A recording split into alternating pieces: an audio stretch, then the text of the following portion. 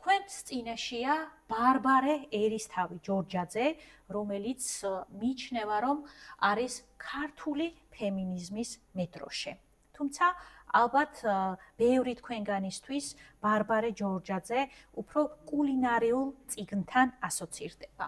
და გეტყვით იმას, რომ რა თქმა უნდა, ბარბარე ჯორჯაძის უნიკალური კულინარიული მემკვიდრეობა ძალიან მნიშვნელოვანია ჩვენი ქვეყნის ისტორიისთვის, კულტურისთვის, თუმცა მისი წერილები, პუბლიცისტური წერილები, რომლებიც ვრცელდებოდა მის თანამედროვე პრესაში, წარმოადგენს უმნიშვნელოვანეს ინფორმაციას და გამოხატავს იმდროინდელი საზოგადოების განწყობებს და ეს იყო შეიძლება ითქვას ერთ-ერთი პირველი ქალი საქართველოში, რომელიც სხვა ქალების საზოგადოებრივ ცხოვრებაში გააქტიურებისთვის იბრძოდა.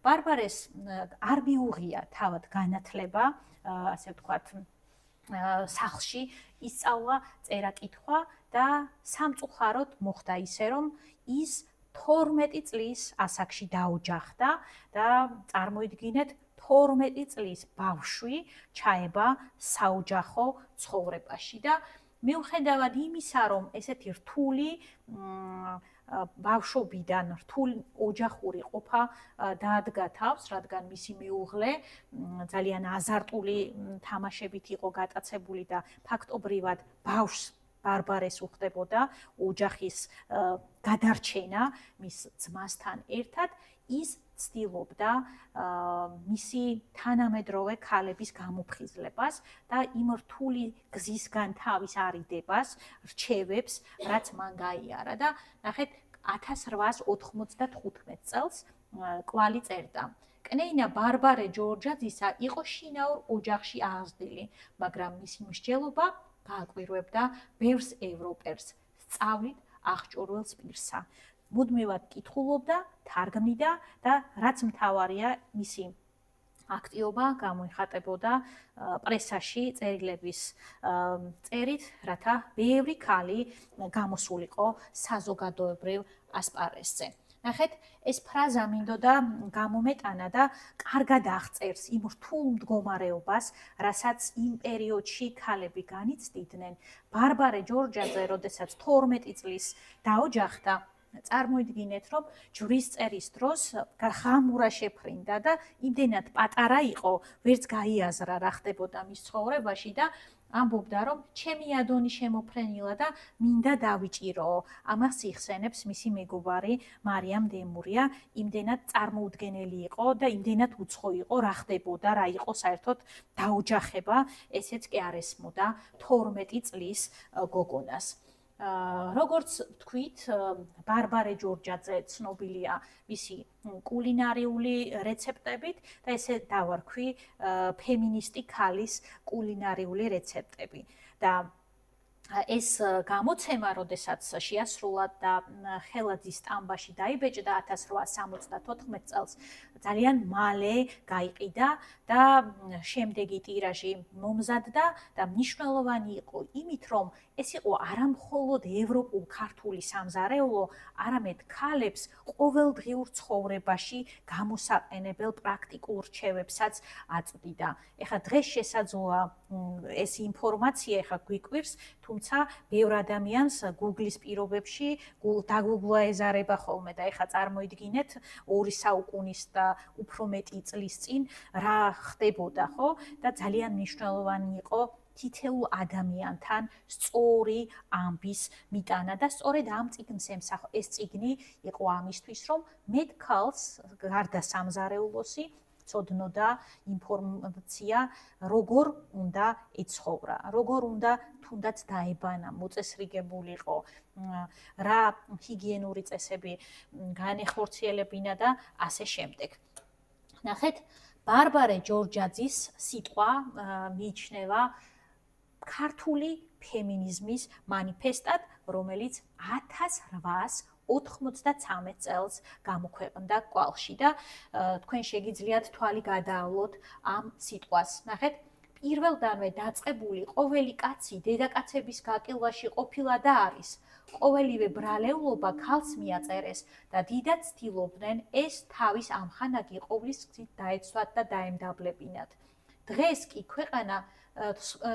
კი სხვა ქვეყნებიდან ჩვენშია ჩემოვიდა ახალი დრო განათლებისა და აყვავებისა.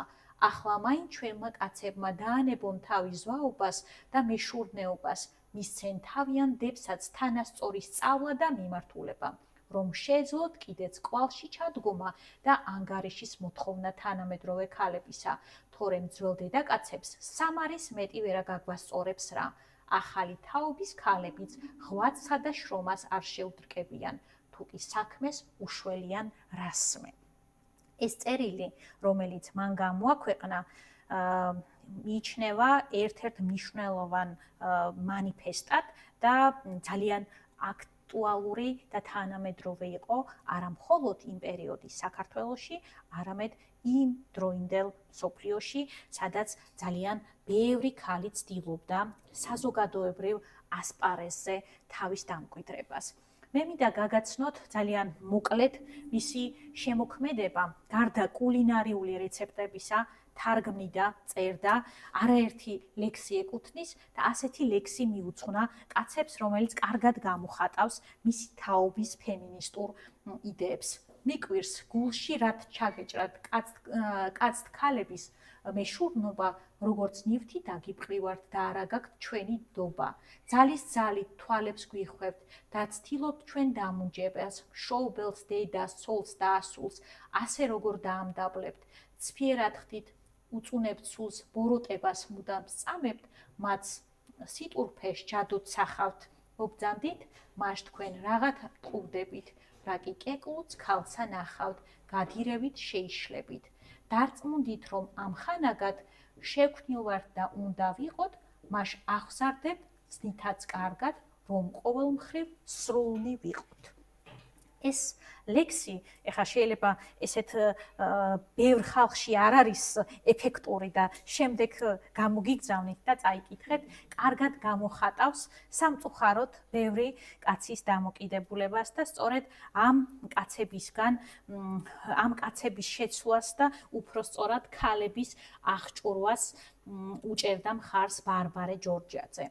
ეს კი ერთი ძალიან ცნობილი ქართველი წერლის მოგონებაა ბარბარე ჯორჯაძეზე, რომელიც როგორც ჩანს ბარბარეს ნაწერებით, მისი ლექსებით სრულიად სხვაგვარი წარმოედგინა და ის ამბობს, რომ როდესაც ბარბარეს ნაწერებს ვკითხულობდიო, წარმომედგინა ტანმორჩილი, გამხდარი, მკვირცხლი მოუსვენარი, სხაპას ხუპით მოლაპარაკე ქალიო და ერთ დღესაც შევედი გამომცემლობაში და დამხვდა ძალიან მსუქანი ფუმფულა ქალი, რომელიც თვალ ტანადი ახალგაზრდა იყო და მუხლი მუხლზე ქონდა გადადებული და ისე წერდა ლექსს და ძალიან გამაოცა მისმა დანახვა.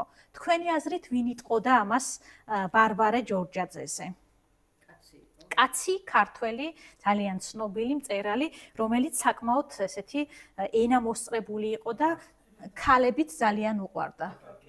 კი, აკაკის ეკუთვნის ეს სიტყვები, რომელიც ჩვენი ქვეყნის ერთ-ერთ პირველ ფემინისტ ქალ ბარბარე ჯორჯაძეს მიუძღვნა. რადგან ეხლა შემოგვესწარით, ვამბობდით იმას, რომ ბარბარე ჯორჯაძე მიიჩნევა ქართული ფემინიზმის, ასე ვთქვათ, პირველ ტალღის წარმომადგენლად და სამწუხაროდ ის უფრო ცნობილია, როგორც კულინარიული წიგნის ავტორი, მაგრამ მისი მანიფესტი საქართველოში და არა მხოლოდ საქართველოში ერთ-ერთი პირველია, რომელიც ქალებს საზოგადოებრივ ასპარეზზე გამოსვლისკენ მოუწოდებს.